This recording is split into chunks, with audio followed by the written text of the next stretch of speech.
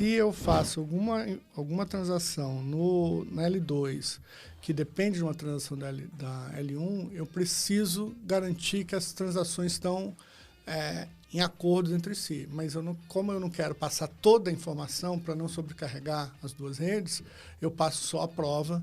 Então, quem está dos dois lados da ponte sabe que aquela informação tem integridade. Né? O Banco Central não cuida de tudo do sistema financeiro. Sim. Então, a gente cuida de ativos financeiros, ativos bancários e atividade bancária, se você for pensar no sistema financeiro.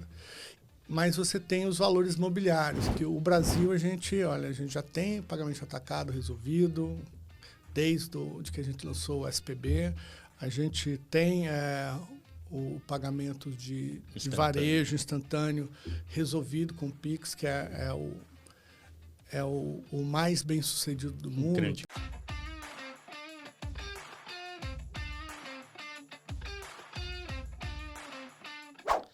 Bem-vindo a mais uma edição aqui do Fintech Fusion, Rogério Melfi, e agora a gente vai ter aqui um podcast da AB Fintech.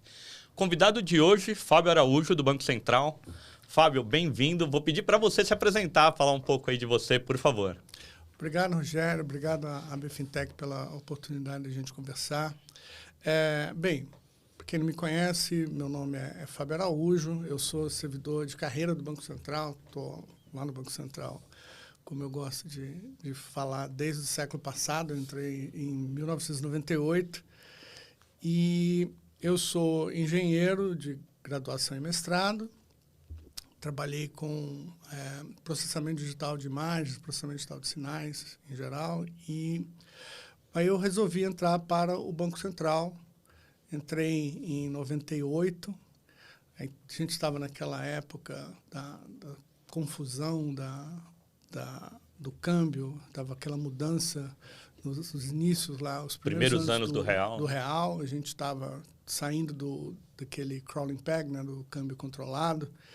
E foi criado o Departamento de Pesquisa do Banco Central para trabalhar com uma das funções principais, o sistema de metas para inflação, e eu fui selecionado para participar desse grupo.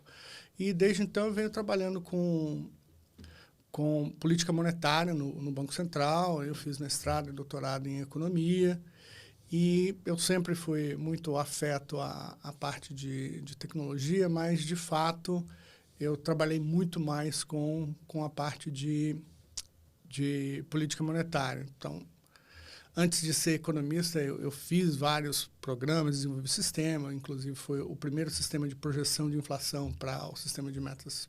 Foi eu que escrevi o código. Legal. E aí eu me aprofundei bastante nisso, com mestrado e doutorado. Eu fiquei um tempo fora do Banco Central. Trabalhei no Congresso um tempo também. Então, essa parte regulatória, como é que as leis se processam, essa complicação que é um processo bem delicado, né? Eu acompanhei lá, fiquei por quase 5 anos trabalhando lá. Depois eu voltei para ser chefe da assessoria econômica do presidente do Banco Central. Legal, ótimo. Na gestão do Ilan, quando ele abriu lá a agenda PC+, né, na época, para dar visibilidade para a agenda de inovação do Banco Central, a agenda dos projetos do Banco Central. Então, eu fui chefe da assessoria econômica do Ilan, depois eu continuei chefe da assessoria econômica do Roberto Campos, mas, assim, meu perfil é bem de engenheiro, de tentar achar resposta. E ali, tem um problema e ir atrás da solução aí para ele. E uma coisa que o Banco Central ainda carece, inclusive teve o lançamento há pouco tempo do Centro de Excelência de Inteligência Artificial, é aplicar melhor esses métodos. Então, em 2020, eu pedi para sair da chefia da assessoria e ir para a área de tecnologia para trabalhar num projeto de processamento de linguagem natural. Tá.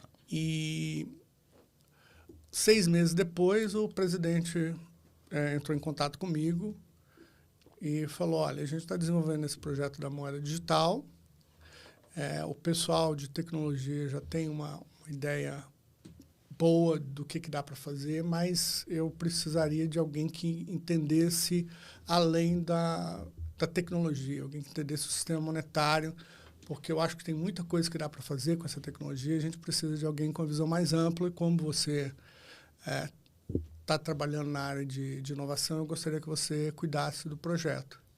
Então, no início de 2021, eu comecei a cuidar do projeto, e aí a gente está tocando esse projeto desde então. Tá. Isso foi em que ano que você começou aí na tokenização, no Drex? Eu entrei no Drex especificamente em 2021. 2021, Isso. Então já faz um tempinho. Isso que é legal a gente ver que já tem 3 anos, pelo menos, de muito trabalho aí dentro disso. Mas eu vou o principal assunto que a gente vai bater papo aqui realmente é do Drex, mas eu vou aproveitar toda essa sua jornada assim, de Banco Central, e daí você falou que um pouco ficou aí no Congresso e tudo mais, para trazer tua visão, assim, temos diversos reguladores, assim, governo federal, CVM, SUSEP, Banco Central. Consegue dar uma visão geral para a gente do que é papel aí de cada um dentro disso? E Receita Federal, enfim, tem vários... E eu acho que muitas vezes, assim, para o público se confunde. Quem é quem vai fazer, quem fiscaliza, quem atua, qualquer coisa assim. De fato, o sistema financeiro brasileiro ele é super sofisticado, então ele é muito complexo, né? Eu tenho um colega que há poucos anos começou a trabalhar em relações institucionais num banco, e aí ele começou a trabalhar mais com o Banco Central. Ele era mais da parte de política, ele passou mais para relações institucionais, aí ele, volta e meia, ele me ligava e falava assim, pô, vocês também fazem isso? Daqui a pouco ele me ligou, vocês fazem tudo, o Banco Central está metido em tudo. Também não é assim, mas realmente o Banco Central é muito grande, né? A gente tem a parte de proteção ao consumidor de serviços financeiros, a gente tem parte de conduta dos bancos, a gente tem a parte de supervisão dos bancos, a gente tem monitoramento interno, que é uma área que usa muito de inteligência artificial para a gente varrer os dados do sistema financeiro para compreender o que está acontecendo. A gente tem a parte tradicional de política monetária, política cambial, que é o que o pessoal que sabe o que é Banco Central é o que sabe mais, e a gente tem uma agenda ampla de inovação que eu acho que ela foi assim, muito bem colocada, porque o Banco Central, desde que eu trabalho lá, e talvez desde antes, mas certamente desde que eu estou lá, eu vejo vários projetos. Conhece a história mais de próximo. Isso, a gente vê as coisas acontecendo. Então, o Banco Central sempre teve vários projetos muito avançados em termos internacionais ocorrendo. Mas a sociedade nunca via isso, né? Então, quando a agenda BC+, veio à tona, foi justamente para trazer transparência, até porque a velocidade da inovação ela vem aumentando, né? Então, a gente precisa sair do escritório lá em Brasília e conversar com todo mundo para que a gente possa evoluir da forma mais rápida possível. Antes, quando a velocidade de inovação era menor, a gente podia ficar internamente discutindo, maturando, mas agora as coisas acontecem de uma forma muito rápida. E, apesar de ser esse titã, né, enorme, o Banco Central não cuida de tudo do sistema financeiro. Sim. Então, a gente cuida de ativos financeiros, ativos bancários e atividade bancária, se você for pensar no sistema financeiro.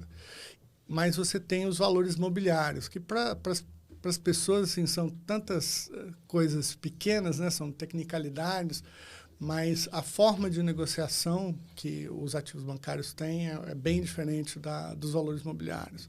Os valores mobiliários, normalmente, as pessoas, as empresas distribuem direto para as pessoas. O sistema bancário, os ativos bancários passam pela intermediação dos bancos. Então, você tem a CVM, que cuida de valores mobiliários. A CVM ela tem um approach de fiscalização e de regulação muito, muito forte. Eles participam de vários grupos internacionais. Eles têm procurado se modernizar também, como o Banco Central. Acho que o Banco Central tem servido de exemplo com essa agenda mais pública, então os outros reguladores do sistema também estão se esforçando para dar mais transparência para o que eles estão fazendo. Inclusive, a gente tem trabalhado muito com a CVM, a gente tem um acordo de cooperação, que a gente tem reuniões periódicas sobre vários temas e, especificamente, nesse momento que o Brasil é presidente do G20, a gente está tocando um hackathon global que é de interesse dos bancos centrais globais e como a gente escolheu um tema de economia verde e vários dos ativos da economia verde são da competência da CVM, a CVM está trabalhando com a gente nesse hackathon, que é o G20 Tech Sprint 2024. A gente selecionou 15 projetos e agora esses projetos vão ter o acompanhamento de alguns consultores internacionais durante a evolução e a gente, em novembro, deve anunciar quais são os vencedores. São 3 categorias, tem a gente já anunciou os finalistas, que são 5 de cada categoria. E aí a gente vai anunciar agora o campeão de cada uma das categorias. Aí. E essa interação com a CVM para o próprio projeto Drex é fundamental, porque a ideia do Drex não é ser a rede do Banco Central. Eu vejo as pessoas falando, mas a rede do Banco Central isso, a rede do Banco Central aquilo. Não é essa a intenção da gente. A gente está fazendo uma infraestrutura para o sistema financeiro, para a economia brasileira como um todo. Então, a CVM tem que participar, além da CVM, a SUSEP tem que participar, a Previc tem que participar. Inclusive, ano passado, nós fizemos um painel onde a gente trouxe todos os reguladores. Essa tendência tecnológica que o Banco Central tem não é um traço muito comum, porque a gente tem uma área de informática muito forte dentro do Banco Central. As pessoas não têm noção, mas, assim, desde do início da década de 90, final da década de 80, a gente tem já operando entre o Banco Central e os bancos algo parecido com a internet. Então, a gente tem uma rede separada da internet para trabalhar com os bancos, que é uma rede privada, que dá muito mais garantia de segurança e de confiabilidade para o sistema. Então, o Banco Central, por essas necessidades tecnológicas, ele sempre teve uma equipe muito forte na parte de tecnologia. Tecnologia, infraestrutura tecnológica. Isso. E os outros reguladores, normalmente, eles se atêm mais à parte de ver quais são as alterações que o mercado precisa ter para garantir a segurança do mercado e fiscalizar os participantes. E a parte de tecnologia fica meio pela infraestrutura geral do mercado. E aí a gente acaba tendo um papel muito importante nisso. A gente acaba regulando essas infraestruturas, né? Também o Banco Central regula essas infraestruturas.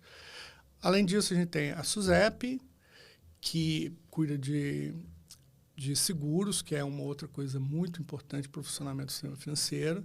Eles estão lá com o Open Insurance, que ele se liga com o nosso Open Finance. A CVM está até querendo, a gente está trabalhando junto para fazer o Open Capital Market. E a Previc, ela também, a gente tem várias conversas com eles, mas a equipe da Previc é muito pequena, e o foco deles é muito no produto final, que é na parte de previdência complementar. Então, eles têm acompanhado mais para compreender, menos para atuar diretamente, mas também tem importância deles estarem envolvidos nisso.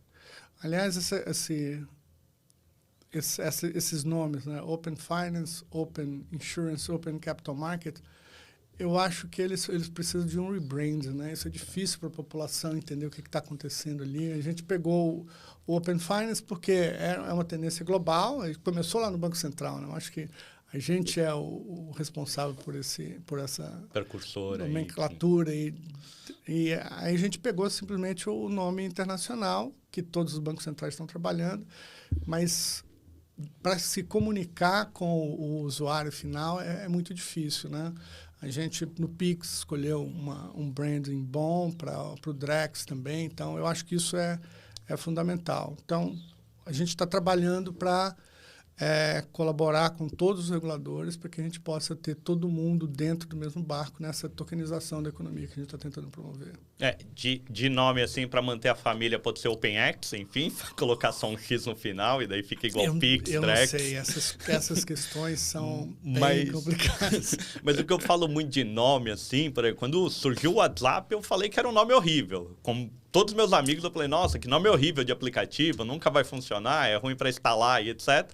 Mas virou popular. Então, assim, o brasileiro também se adapta aí a nomes, a uso, enfim, que são complexos, enfim, mas pode usar. E o próprio Open Finance acaba virando uma infraestrutura, né? Assim, abra sua conta fácil compartilhando dados, enfim, ou tenha seu crédito, né? Então, enfim, isso daí.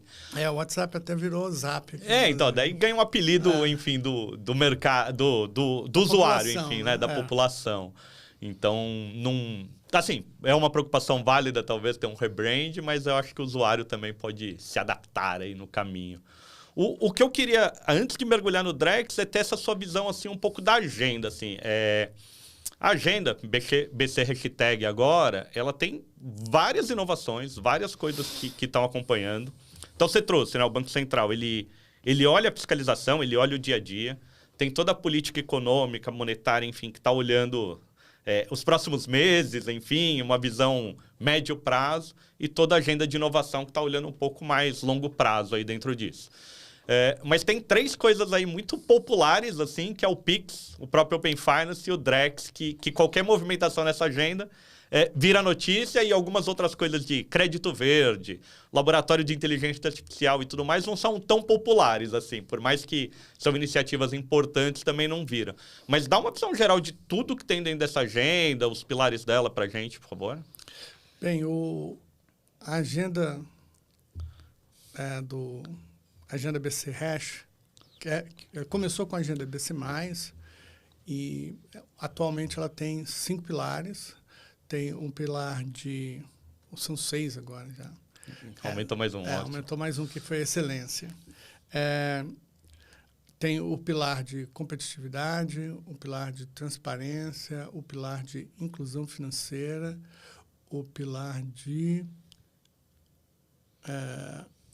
sustentabilidade, o pilar de excelência, e tem mais um que eu não me lembro. Tá. A gente pega depois e coloca aí. Tá certo. O pilar de educação financeira é um pilar que a gente tem trabalhado muito no Banco Central. A gente sabe que... Tem uma resolução conjunta aí, número 8, também, que saiu dentro disso, né? E aí, assim, porque a gente sabe que o sistema financeiro brasileiro é muito sofisticado. Então, as pessoas têm dificuldade de utilizar, de tirar proveito disso, né? A educação financeira é fundamental para que isso possa acontecer. Dentro dessa linha tem o Aprender Valor, por exemplo, onde a gente cria material didático, dá treinamento para professores, a gente tem acordo com algumas secretarias de educação para ajudar os estados a levar esse tipo de conhecimento para as crianças. Isso é fundamental para que a gente evite problemas como o superendividamento, que é uma coisa que a gente vê ocorrer com uma certa frequência na economia brasileira.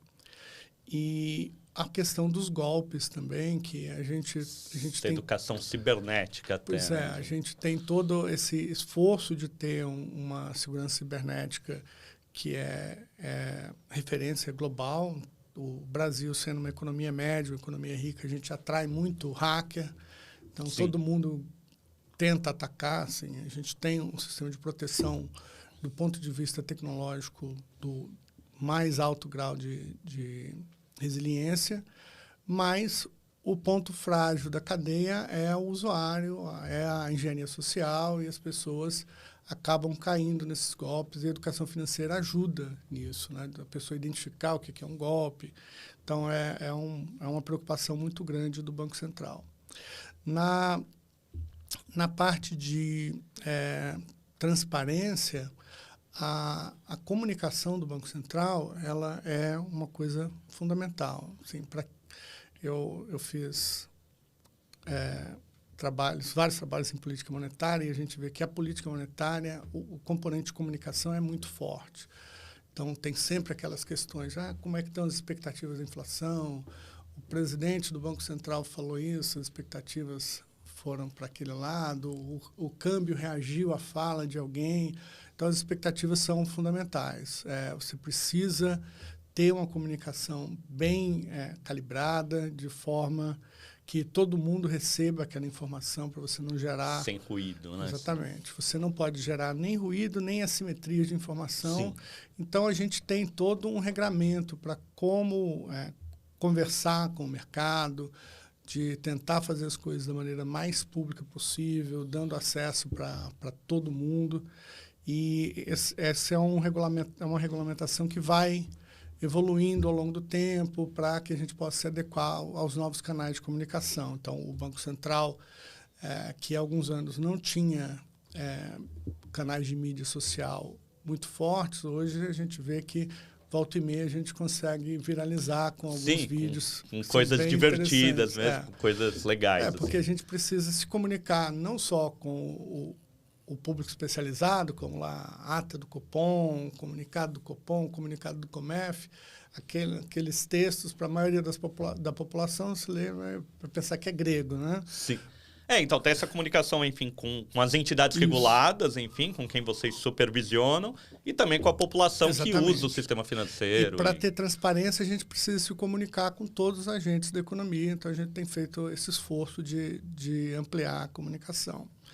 Na parte de sustentabilidade, nós criamos uma área interna de análise de risco climático.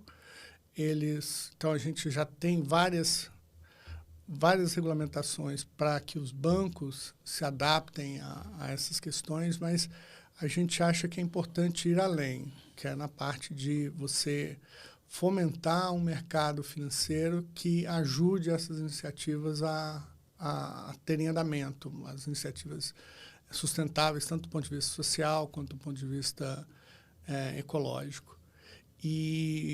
Então, a gente participa de discussões internacionais sobre como normatizar isso. A padronização desses mercados é fundamental. Então, o Banco Central e a CVM têm participado bastante desses debates. É uma questão complexa, porque não é uma coisa que depende só de um país. Sim. Não adianta a gente fazer que eu resolvi o meu problema, mas é um problema global. Isso não resolve o problema geral. De toda forma, a gente está trabalhando, discutindo internacionalmente, implantando aqui internamente tudo que a gente pode e tentando fomentar o mercado de ativos verdes, que é esse mercado que busca dar funding para iniciativas sustentáveis. Na parte de excelência, essa é uma parte interna do Banco Central, inclusive esse centro de excelência está dentro dessas atividades de excelência do Banco Central, como eu mencionei, né? Eu saí da chefia da assessoria econômica do banco para trabalhar com inteligência artificial. Na época, eu vi que a gente tinha vários projetos, eles estavam fragmentados dentro do banco, não tinha uma coordenação entre esses projetos. Tá. Então, é natural numa instituição grande você ter esse tipo de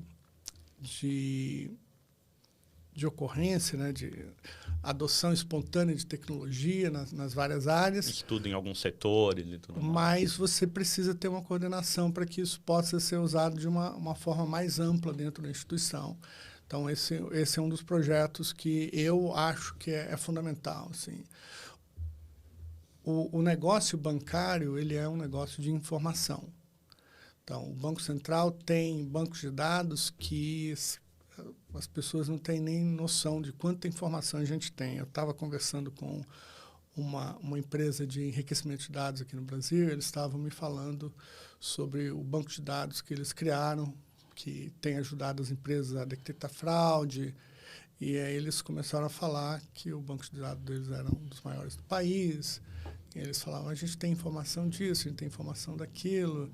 E aí eu comecei a falar, a gente tem esse tipo de informação para as empresas, mas como é que vocês fazem isso com a empresa? A gente tem banco de dados para os relacionamentos financeiros de todas as empresas. Então, A gente pode analisar, claro que você tenha respeitar o sigilo. Dentro do arcabouço legal. Arcabouço legal, mas você pode fazer análise. A gente sempre trabalha muito com isso para garantir a estabilidade financeira. E a gente tem uma montanha de dados enorme. Todo banco tem uma montanha de dados enorme. Então, é humanamente impossível processar toda a informação. E aí eu acho que o Open Finance, que é uma das ações da agenda de competitividade, junto com o PIX e o Drex, ele é muito importante nesse ponto de... Antes, cada banco tinha ali a sua montanha de dados, e essa montanha de dados é minha. Se eu analisar, ótimo, vou ganhar recurso com isso, vou poder fazer melhor serviço. Se eu não analisar, também não tem problema, porque ninguém consegue analisar, porque está aqui comigo. Tá aqui, eu detenho essa informação. Exatamente. Quando você quebra esse silo informacional, você obriga o banco a começar a analisar as informações que ele tem de uma maneira mais detalhada, porque se ele não fizer, vai aparecer uma fintech para fazer isso. E essas tecnologias novas, elas são muito adequadas para startups, porque as startups não têm legado, né? Eu ouvi uma piada uma vez que eu achei muito engraçada. Um camarada de TI estava falando sobre implantação de sistemas, e aí ele falou assim, não, isso aqui, se a gente fosse começar agora, dava para fazer em tanto tempo, mas como tem que compatibilizar com o legado, vai demorar muito mais.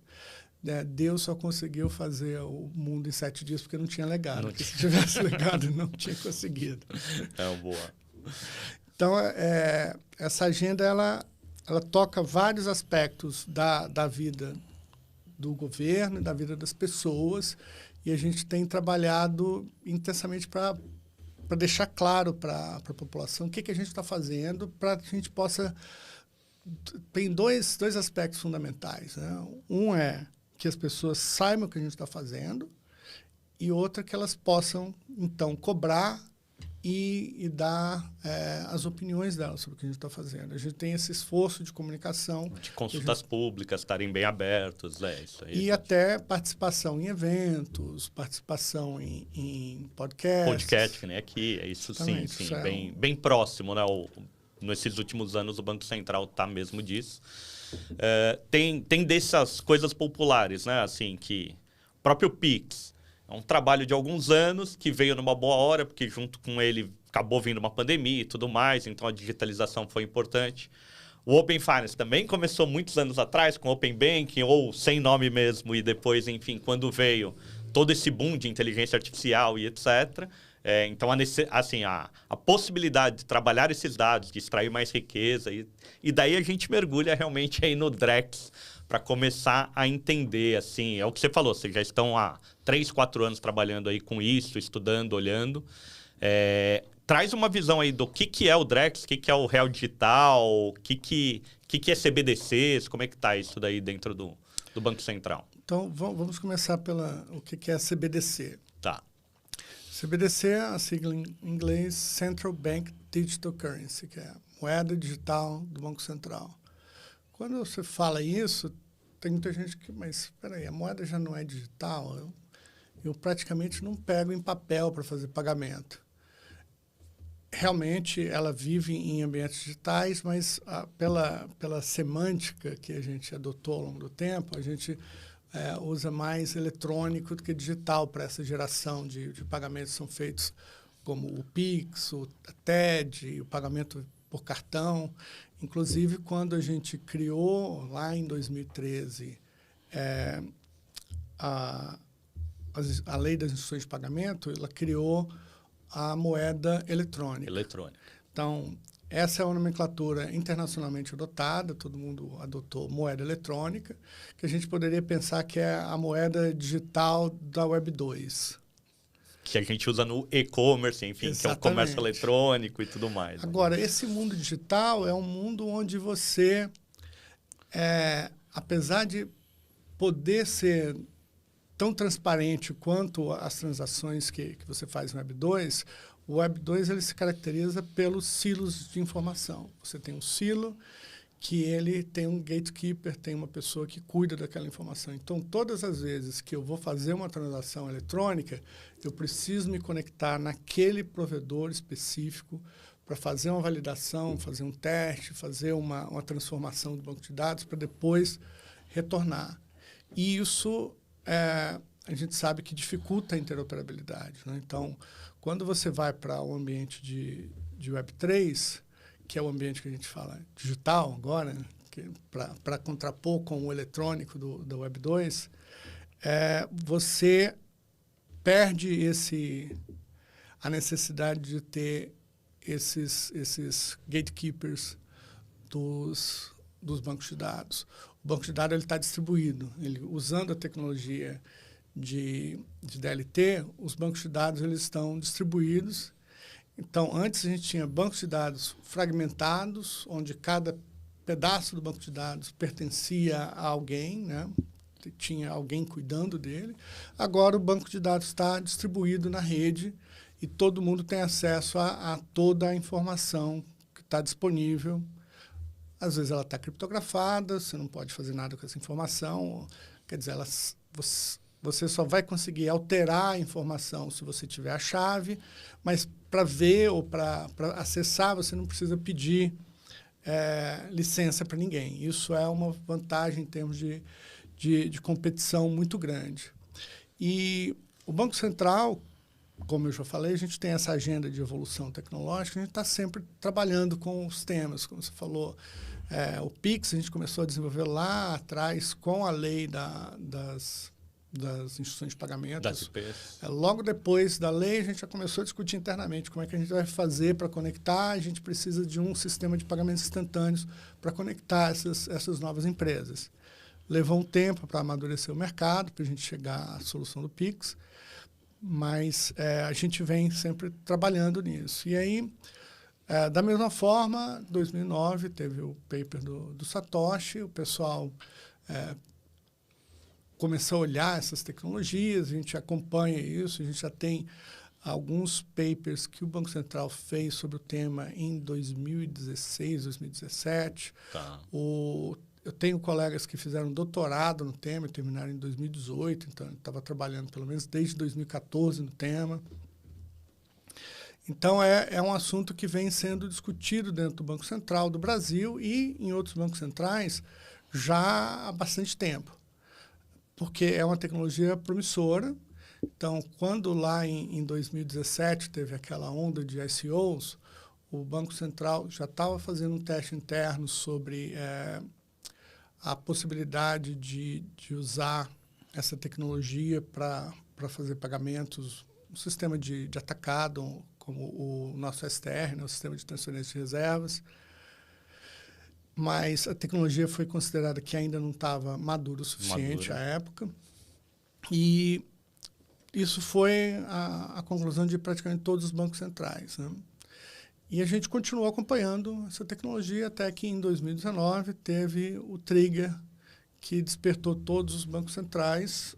Até então, a gente tinha se comunicado com a sociedade para falar, olha, é uma tecnologia nova, apesar de ter o nome de moedas, essas cryptocurrencies, elas não são emitidas por nenhum governo, não são moedas no sentido que as pessoas conhecem atualmente. Então, é um investimento de risco, pode ser utilizado, mas... Grande parte dessas criptomoedas, todas quase, não são usadas como moeda mesmo. É muita gente entrando para investimento, enfim, para outras atividades. Quando você tem um sistema de pagamentos tão avançado quanto o Brasil, não tem muito sentido você usar.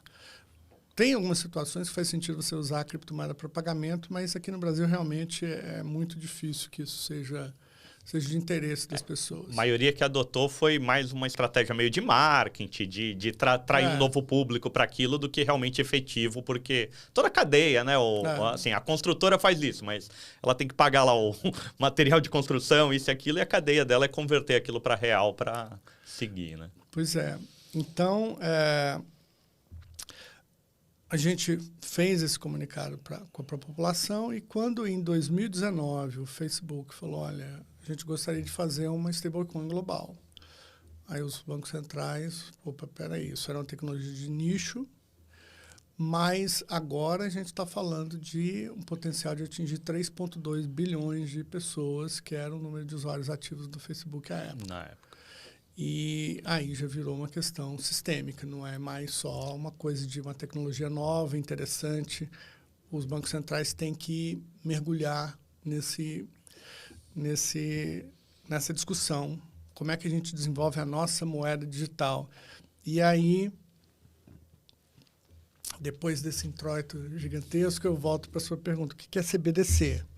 Essa é uma pergunta que vários bancos centrais ainda estão se fazendo. Ótimo. Tem vários bancos centrais que pensam assim, isso aqui é ótimo para a gente fazer um sistema de pagamento instantâneo. Aqui no Brasil a gente não precisa. Tem outros bancos centrais que pensam, poxa, é uma tecnologia boa, mas para você levar para o cliente final tem várias complicações macroeconômicas. Você começa a gerar uma concorrência no provimento de serviços de pagamentos entre o Banco Central e os bancos, que é uma coisa que não é saudável do ponto de vista macroeconômico. Papéis mesmo, né? O que cada um deve fazer dentro do sistema. O Banco Central não tem... O Banco Central do Brasil, a maioria dos bancos centrais não tem infraestrutura para fazer isso, para prover esse serviço. Então, é uma coisa que não está dentro das competências naturais do Banco Central. Então, eles falam, então vamos ficar com essa tecnologia só para fazer pagamentos de grande valor, pagamentos de atacado.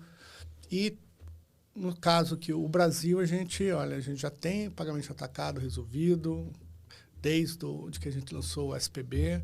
A gente tem o pagamento de varejo instantâneo resolvido com o Pix, que é o mais bem sucedido do mundo.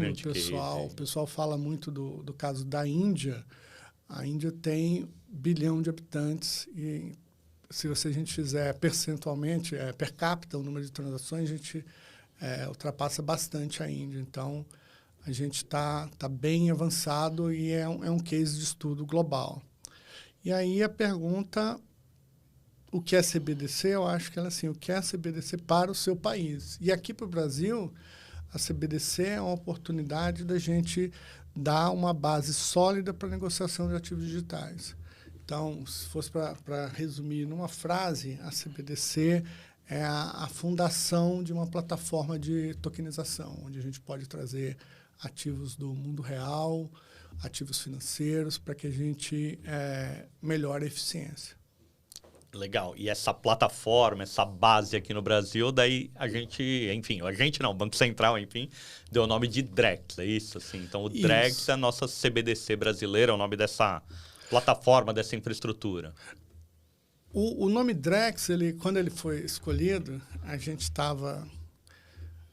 quando a gente começou a estratégia de comunicação com a sociedade, que teve uma estratégia um pouco diferente dos outros projetos, a gente sentiu a necessidade de ter um nome para tratar do tema. Então, quando a gente começou o projeto lá em 2020, a primeira conclusão que a gente tirou, para pagamento instantâneo não precisa, para pagamento atacado não precisa dessa tecnologia, então a gente vai construir alguma outra coisa. São uma plataforma para liquidações inteligentes, a gente vai trazer uma característica nova para o sistema de pagamentos brasileiro. Mas o nome plataforma ele já deixa muito claro qual é o papel do Banco Central. Não tem serviço, é só uma plataforma. Os serviços eles são feitos pelo mercado. Não é que a gente vai fazer, o Banco Central vai oferecer crédito, mas vai ter uma operação, um contrato de crédito feito sobre essa plataforma do Drex. E quando você pensa em fazer uma plataforma, essa plataforma ela pode ser melhor desenvolvida se ela for para um tipo de produto ou melhor desenvolvida de outra forma se for para outro tipo de produto. Então, a gente chegou à conclusão que a melhor estratégia era abrir as conversas com o mercado. Falou, olha, a gente está com a ideia de fazer essa plataforma, o que vocês querem fazer? Então, já desde 2021, a gente começou no segundo semestre de 2021 uma série de seminários, depois a gente lançou o Lift Challenge, onde a gente selecionou 9 casos de uso. A gente aprendeu bastante coisa com aqueles 9 casos de uso do Lift Challenge. Inclusive, foi premiado internacionalmente como foi o projeto mais inovador no sistema financeiro de 2022, escolhido por uma associação de gestão de projetos, Associação Internacional de Gestão de Projetos. Muito bom. Então, a gente trouxe essa resposta, né? Olha, é uma plataforma e a gente precisa trabalhar com o mercado para que a gente tenha uso para essa plataforma. Legal. Um parênteses rápido aí, o Lift é uma chamada aberta, enfim, que vocês fizeram lá para o mercado. Então, entidades reguladas puderam lá propor casos, se inscreveram, fizeram isso. Teve uma seleção, daí você falou 9 casos de uso aí. E delas tiveram, não lembro agora, mas 6 meses, 8 meses, enfim, para desenvolver isso aí, aplicar e validar com vocês, cada um usando a tecnologia que queria, desenvolvendo tudo isso, para justamente vocês sentirem, né, como deveria afinar o mercado, enfim, aprender todo mundo junto, né? Certo. O Lift, ele é maior do que só esse projeto. Sim. Ele é um ecossistema, ele tem o Lift Lab, que tem a abertura todos os anos, o foco lá é em startups. A gente quer trazer inovação para o mercado, então a gente tem todo ano uma chamada. O que você acha que você conseguiria resolver usando tecnologia dentro dos problemas da agenda do Banco Central, a agenda BC Hash, que a gente conversou já. E a gente seleciona projetos todos os anos para acompanhar. Eles têm um período para chegar num estágio de protótipo. Não precisa chegar em MVP, mas alguns chegam a estágio de MVP. E a gente depois faz o Lift Day, onde tem a publicação dos casos, tem os relatórios de todos os casos. Além do Lift Lab, que é focado em startups, a gente tem o Lift Learning, que é focado em criar competências novas. Então, a gente fez uma versão do Lift Learning em Web3, onde o foco foi desenvolver pessoal, teve cursos, eu mesmo dei alguns cursos, fiz algumas palestras sobre Web3, sobre CBDC. Teve uma série de lives, enfim, então no YouTube lá, salvo engano, da Fenasbac, enfim, exatamente, que daí tem todo o conteúdo lá. Aí o Lift Challenge, ele já é um passo além. Ele assim, olha, a gente está com um problema específico e a gente quer que o mercado diga como é que as coisas poderiam ser feitas aqui. Então, quando a gente lançou esse desafio, né, o Challenge, a gente fez a seguinte pergunta: usando os protocolos de finança descentralizada, qual produto você poderia trazer para a população? E aí todo mundo veio me perguntar assim, mas qual plataforma vocês vão usar? A resposta foi a plataforma que você achar que é mais adequada para o seu produto. Porque a gente não tinha ainda uma definição do que seria a melhor plataforma, porque a melhor plataforma depende do que você vai fazer. E aí a gente teve esse período, foi um período de 4 meses, mas teve uma interrupção por problemas de pessoal do Banco Central. Ele se estendeu um pouco mais e a gente acabou publicando os resultados no início de 2023.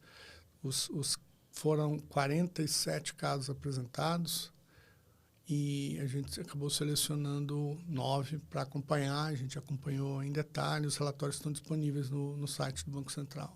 Então, esse ecossistema Lift, ele é fundamental para o Banco Central trabalhar essa agenda de inovação.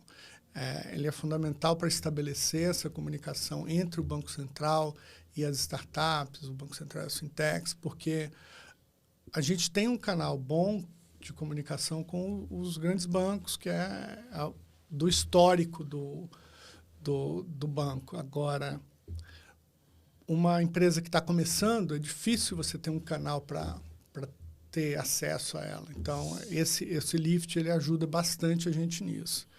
O diretor Otávio, que eu acho que assim, é um dos grandes responsáveis pela agenda de inovação do Banco Central, que é a parte de regulação do Banco Central na última década, está sempre à frente nas discussões globais. Ele tem uma frase que ele fala assim, olha, quando a gente tirou o tapete vermelho da porta do Banco Central, o Banco Central se abriu para a população. Quando tinha o tapete vermelho, todo mundo ficava assim, receoso de entrar, mas a gente está de portas abertas para conversar com todo mundo. Boa, muito bem. Daí, do desafio aí para o mercado, a gente avançou depois para um piloto aí, que a gente está nessa fase do piloto Drex, daí já com uma plataforma pré-definida, enfim, validando, testando ela. Conta um pouquinho como é que a gente está nesse momento aí desse piloto. Quando a gente chegou lá no final... Opa, bati no microfone. Tranquilo. Quando a gente chegou no final do Lift Challenge, o que a gente gostaria de fazer seria interoperar algumas das soluções que foram feitas.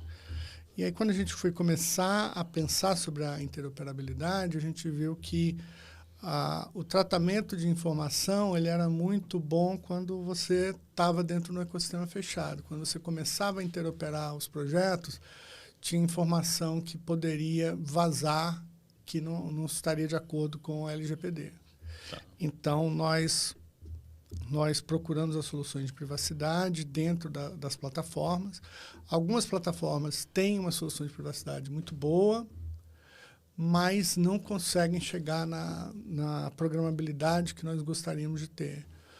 Outras... tem uma outra plataforma que eu acho bem interessante, que ela tem uma solução de privacidade, ela tem programabilidade, mas ela tem uma dificuldade que você não tem praticamente desenvolvedor. Tá, daí o mercado... Então fica difícil de você adotar no mercado grande como o Brasil. E, por outro lado, você tem algumas plataformas que têm programabilidade, tem bastante gente desenvolvendo, que é o caso da plataforma EVM, que a gente acabou adotando. Só que ela tem a questão de que a privacidade nunca foi um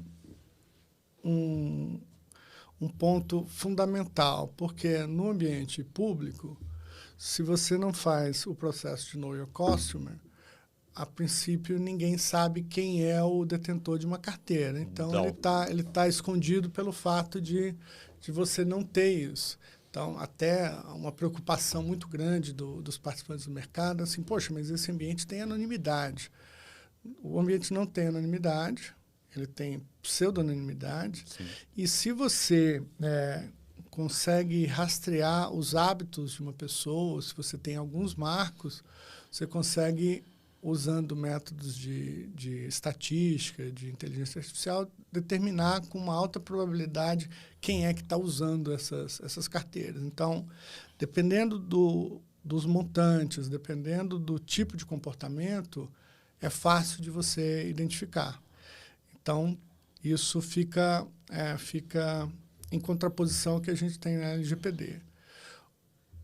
E eu gostaria de estressar esse ponto, assim, olha, isso depende do comportamento, né? Eu acho que para a maioria das pessoas é difícil de você identificar. Tá. Mas a gente não pode fazer um sistema que funciona só para uma parte da população. 90% da população. A gente tem que fazer um que funciona para a população inteira. Então, a gente teve que dar esse passo além, e aí o piloto tem um escopo muito bem definido, né? Ao invés de a gente interoperar casos de uso diferentes, a gente pegou um caso de uso, que é um caso de uso de venda de título público entre pessoas, com carteiras que podem estar em qualquer lugar da rede. Então, não preciso estar dentro de um agente de acesso, do mesmo agente de acesso para negociar. E a gente escolheu esse caso de uso porque você testa todos os passos, você envolve todos os tipos de agente nessa transação. Se a gente conseguir proteger a informação aí, então quer dizer que a gente conseguiu proteger os canais entre todos os tipos de agentes que existem, a gente está bem garantido. E aí a gente começou esse desenvolvimento, a gente fez uma pesquisa ampla para selecionar a EVM e para selecionar as potenciais soluções de privacidade, a gente fez uma pesquisa no mercado e a gente selecionou 3 inicialmente, depois a gente adicionou mais uma, e todas elas usam, né, a tecnologia de prova de conhecimento nulo, Zero Knowledge Proof, o ZKP, né? Que é uma tecnologia super interessante, Eu acho que quem não conhece pode dar uma olhada. É bem curioso, parece até mágica, né? Tem alguns truques de mágica, de fato, que são feitos usando essa teoria. Então, a gente está empregando isso, mas o ponto é que o mercado não estava usando essa tecnologia especificamente para a privacidade. O mercado estava usando essa tecnologia mais para a escalabilidade. Tá. No sentido de, eu tenho a rede L1 e eu vou fazer uma rede fechada, L2, onde tem só as pessoas que eu escolhi para fazer uma transação, só que eu preciso garantir que as duas redes estão sincronizadas. Se eu der toda a informação que está na L2, eu perdi a privacidade da L2, então eu não posso dar toda a informação, mas eu posso dar uma prova de conhecimento zero. Da mesma forma, se eu faço alguma transação na L2 que depende de uma transação da L1, eu preciso garantir que as transações estão em acordo entre si. Mas como eu não quero passar toda a informação para não sobrecarregar as duas redes, eu passo só a prova. Então, quem está dos dois lados da ponte sabe que aquela informação tem integridade, né? Então, a gente teve que adaptar esse tipo de solução para garantir a privacidade dentro de uma rede só. Aí a gente começou com a solução do Anonymous Ether. Ele demora alguns minutos para rodar um DVP. Então, é uma solução que a gente não pode pensar assim, dá para todo mundo usar.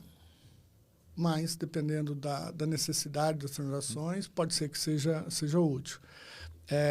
A UI, ela também tem esse problema. O custo computacional é um ponto de todas elas, né? Então, a UI ela trouxe a solução da Starlight, que evoluiu bastante junto com a gente. Eles apresentaram primeiro uma solução somente para transferência.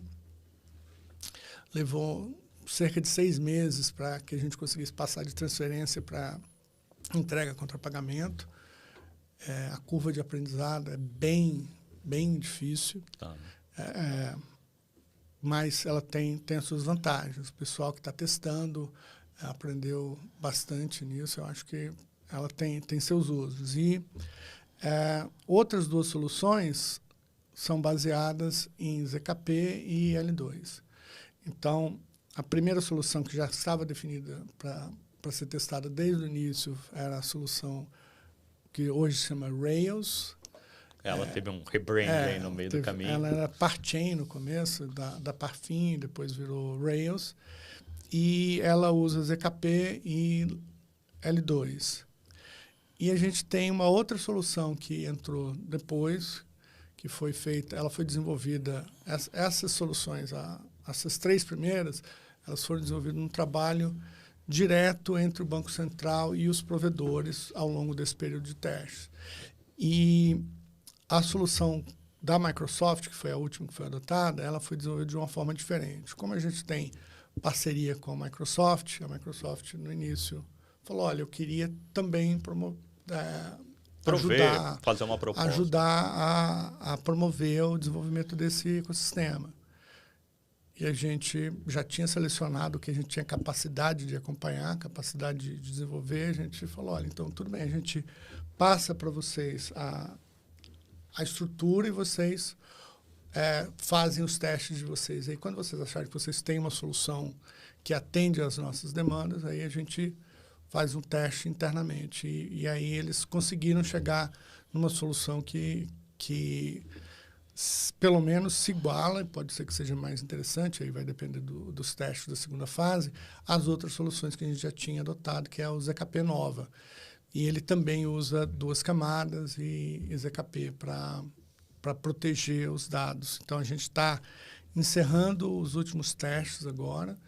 Era para a gente ter encerrado em março, mas todas essas adaptações acabaram tomando mais tempo do que a gente tinha planejado. A gente está encerrando agora e, em paralelo a isso, a gente abriu a segunda fase. A gente já começou a segunda fase do piloto também.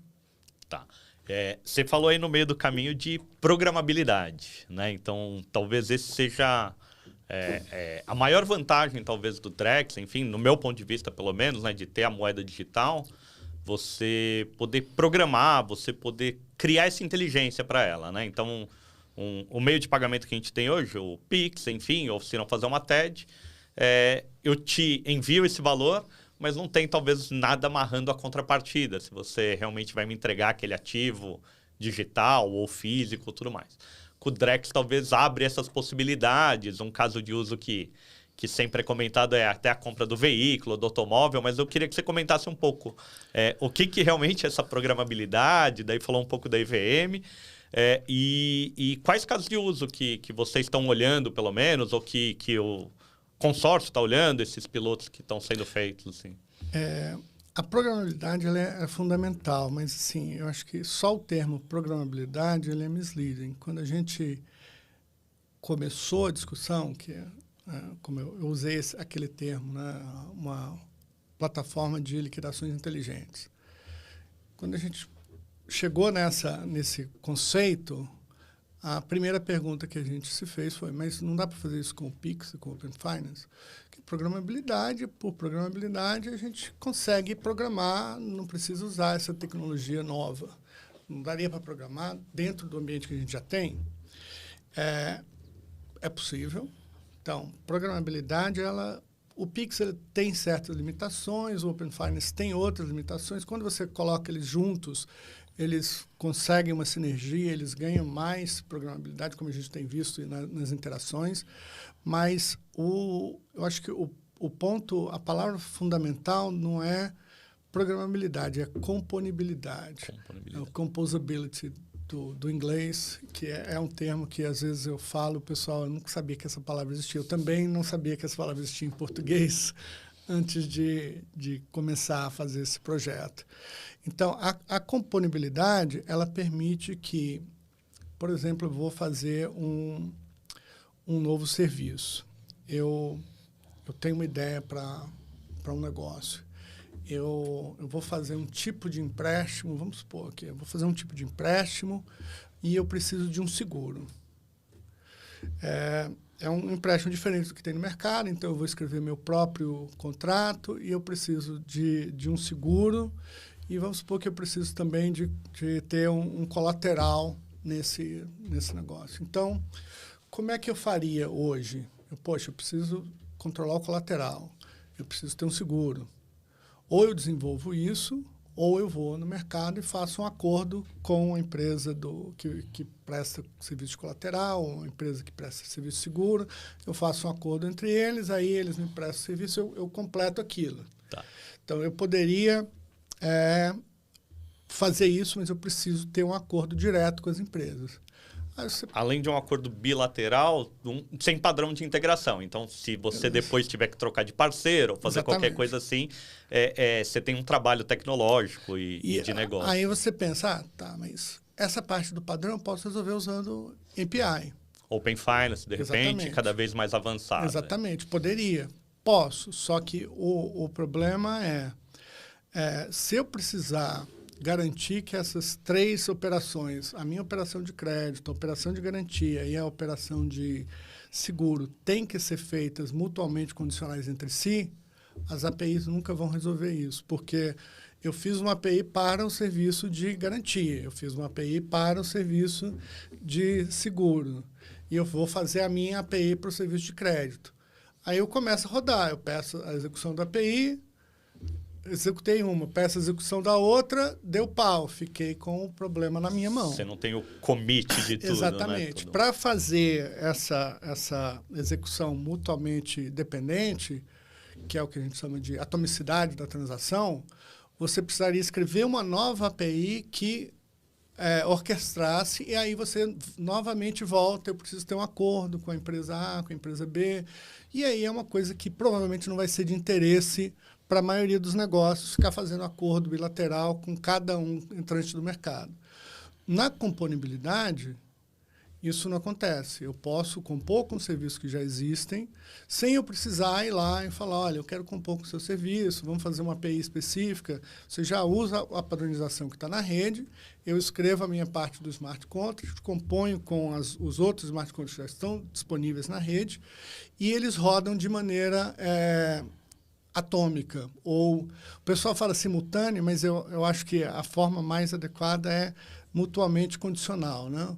Você só fecha um se os outros fecharem. Então, elas são mutuamente condicionais. E isso abre para a competição, assim, muito mais do que o Pix e o Open Finance podem fazer. Então, eu acho assim, a componibilidade é um aspecto fundamental do ambiente de DLT que a gente está trazendo.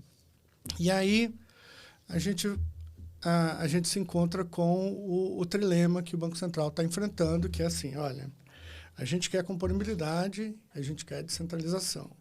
Descentralização no sentido de ter cada vez mais novos participantes, empresas pequenas podendo entrar e fazer serviços que sejam efetivos, né? Não fiquem barrados de entrar porque eu não consigo um acordo com uma empresa que vai me oferecer uma parte do serviço. Você baixar essa barreira de entrada para que novas startups, novas fintechs possam entrar inovando, mas no ambiente EVM a privacidade é precária. Então, a gente tem esse trilema. A gente tem no ambiente de EVM a parte de componibilidade está bem definida, a parte de descentralização está bem definida, mas a gente precisa, talvez, perder um pouco de componibilidade, diminuir um pouco a descentralização para ganhar privacidade, para garantir que a gente possa ter a segurança da informação que a legislação brasileira pede. Boa. E tudo isso que está em aberto para uma nova fase de piloto aí que se inicia aí, que você começou a falar que já tem alguns casos, alguns candidatos, vai ter uma chamada aí para fintechs, para novos participantes. Eu sei, assim, saiu até recente, que já tem 40 propostas, enfim, e tem uma limitação do próprio Banco Central de cuidar de tudo isso, de acompanhar todos esses projetos, né? Qual que é a ideia dessa segunda fase de piloto? Essa segunda fase, a gente, com o amadurecimento das soluções de privacidade da primeira fase, a gente viu que a gente tinha a oportunidade de continuar os desenvolvimentos, de testar essas soluções de privacidade com outros casos de uso e também de testar uma estratégia de governança para a rede, porque até o momento, todos os smart contracts publicados na rede do Drex foram escritos pelo Banco Central. Tá. Então, a gente não tem smart contract publicado por terceiro. Isso é um requerimento fundamental, então a gente precisa trazer casos de uso de terceiro para que esses smart contracts possam entrar. E aí a gente vai interagir com as soluções de privacidade para ver quais são as mais adequadas ao longo desse segundo período, então, da fase 2. E a fase 2 ela é separada em 2 etapas. O processo de seleção, ele demora um pouco e a gente estava ainda já um pouco atrasado na fase 1, então a gente resolveu já começar a seleção para a fase 2 com os participantes que já estão selecionados e desses participantes que a gente recebeu 42 casos de uso, tem vários casos de uso interessantes, essas ideias de colateralização, empréstimo, tokenização de títulos específicos, marketplace, são bem parecidos com as ideias que a gente teve lá no Lift Challenge. Tá. Então, elas são... mais maduras, né? Mas, enfim, traz aquela linha. Então, o mercado está começando a amadurecer essas ideias e então a gente vai trazer essa primeira fase, essa primeira etapa da fase 2, vai até o final do ano, a gente vai bater cabeça com esses smart contracts para saber como é que a gente coordena eles de uma governança que seja segura para a rede. Em setembro, agora, a gente vai abrir uma chamada para outros participantes, que são os que não entraram na primeira fase, eles vão poder entrar. A gente está terminando a seleção agora dos projetos da primeira etapa. A gente, em setembro, vai abrir uma chamada nova. E aí todo mundo está convidado a submeter seus casos de uso para o teste no DREX. E a gente deve, no início do próximo ano, entrar com esses casos de uso. E a gente tem outro checkpoint no meio do próximo ano para determinar como é que foi o avanço da maturidade desses projetos e como é que as soluções de privacidade avançaram também. Para a gente ir adiante e levar para as pessoas, a gente precisa ter casos de uso bem definidos para que as pessoas possam testar, que mesmo quando a gente for levar para as pessoas, não vai ser uma abertura do sistema completo, vai ser Sim. testes iniciais, transações limitadas,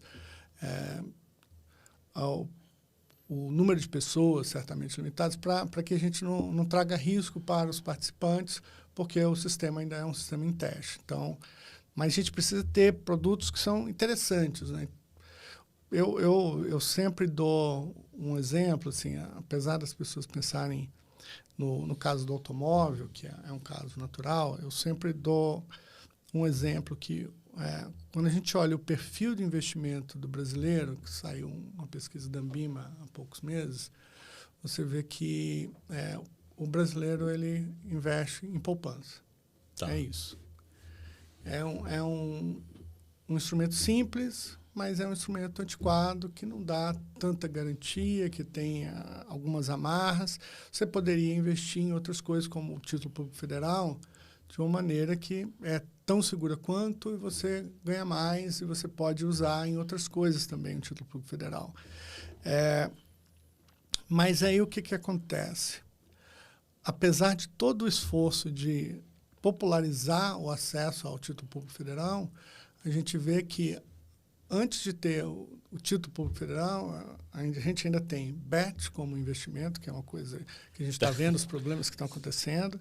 A gente tem cripto como investimento, que é uma coisa que eu entendo que a UX é fundamental para isso, porque é super simples você comprar toda a cripto experiência. hoje. A experiência do usuário é bem simples, então eu não preciso passar por milhões de passos para chegar lá. Hoje a gente vê as instituições de pagamento vendendo cripto, um valor pequeno de cripto, com 3, 4 cliques você consegue comprar. Então, essa experiência usuária é fundamental. E essa experiência usuária ela pode ser trazida da mesma forma que você tem para cripto, você pode trazer isso para título público federal sem problema nenhum, sem custos elevados, usando a tecnologia de ativos digitais. Então, as pessoas podem começar a investir em coisas que são melhores para elas do que só a poupança. E, dependendo do perfil da pessoa, se é um perfil mais arrojado, você tem ativos de mais risco, mas se você não tem um perfil arrojado, que é a maioria da população, você tem outras alternativas interessantes. E a partir do momento que você tem uma carteira de ativos tokenizados, se você for pegar um empréstimo, você pode usar aquilo como colateral e aí o custo do empréstimo desaparece. Então, às vezes tem uma pergunta assim, mas por que isso não acontece já? Não acontece já porque você tem os problemas de interoperação dos sistemas. O sistema que registra título público é um, o sistema que registra crédito é outro. O banco ele prefere, às vezes, usar outros instrumentos de investimento, oferecer outros instrumentos de investimento para os seus clientes. Então, fica a dificuldade de interoperar. Se eu sou uma fintech e quero me conectar, é custoso me conectar nisso tudo, então acaba que você tem essa barreira. Agora, no ambiente de ativos digitais, eu posso pegar esse colateral e fazer, por exemplo, um crowdfunding para fazer fazer um crowdfunding. É um nome que não é, ele acabou tendo uma conotação um pouco diferente, mas é como as fintechs de empréstimo entre pessoas. Tá. Eu posso captar de várias pessoas, dou o colateral dou o título público em garantia e o risco daquilo ali é baixíssimo, né? Então, as pessoas ganham uma taxa um pouco melhor do que o CDI. Você pode fazer quem está contratando consegue uma taxa muito melhor do que as taxas de consumo hoje, e você não tem praticamente risco nenhum para a fintech que está fazendo essa operação. Então, é natural que isso aconteça. E, da mesma forma, também vender título público federal vai ser uma ação que, assim, qualquer fintech vai ter facilidade de fazer. Então, eu também não vejo nenhum obstáculo para que esse mercado se desenvolva dentro do ambiente de ativos digitais.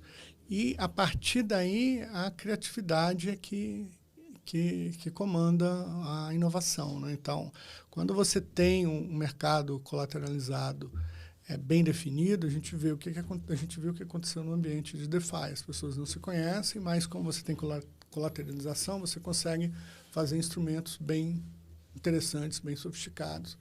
E toda essa inovação pode ser trazida para dentro do mercado brasileiro. Bom, uma coisa que você colocou aí é que hoje os smart contracts, né, dentro desse ambiente, foram desenvolvidos pelo Banco Central, enfim, então sobre a gestão de vocês. Então, uma ideia aí para essa segunda fase do piloto e mais para frente dentro do mercado é que realmente a instituição participante, a instituição financeira, a IP, ela cria lá o seu produto de investimento com todo o smart contract, ou de repente um smart contract de consórcio, enfim, o que ela criar dentro daquilo e consiga fazer o deploy e ofereça para os clientes dela, isso daí, assim. Exatamente. Tá. E a gente vê também a componabilidade como sendo além dessa questão dos acordos que eu mencionei anteriormente, com acordos bilaterais com empresas, você tem a possibilidade de usar smart contracts básicos que cumpram a parte de compliance. Por exemplo, voltando ali para a discussão do Lift Lab, sim, a gente vê que tem várias ideias interessantes no mercado, mas quando chega na parte de compliance, as startups, compliance do sistema financeiro é um compliance complexo, tem uma carga pesada, então o camarada tem a ideia, ele começa a implementação tecnológica, aí quando ele vai para a parte de compliance, ele, putz, isso aqui é complicado. Você pode ter protocolos padrão para essa parte de compliance. Então, você foca o esforço da fintech no negócio. Tá. E aí, se você tiver esses protocolos padrão definidos, como a gente tem, por exemplo, hoje, a gente tem protocolos padrão, modelos padrão de risco. Se você é um banco pequeno e você faz a gestão do seu risco de carteira, você não precisa desenvolver um modelo próprio. Você pode usar o modelo padrão do Banco Central. Se você é uma instituição maior, fala, não, esse modelo ele é ajustado para a média do mercado, ele não serve exatamente para mim, eu posso fazer um modelo específico para as minhas necessidades. E daí você vai ter que ter um time por trás para suportar tudo isso. Tem mais custo. E, no caso, você pode usar essa mesma filosofia para colocar protocolos padrão disponíveis para os participantes do mercado, e aí a fintech entrou, poxa, eu tenho esses protocolos que eu já vou usar, eu não preciso desenvolver os meus próprios. E à medida que o negócio se especialize e comece a se afastar da média, eu posso desenvolver aquilo e crescer o meu negócio.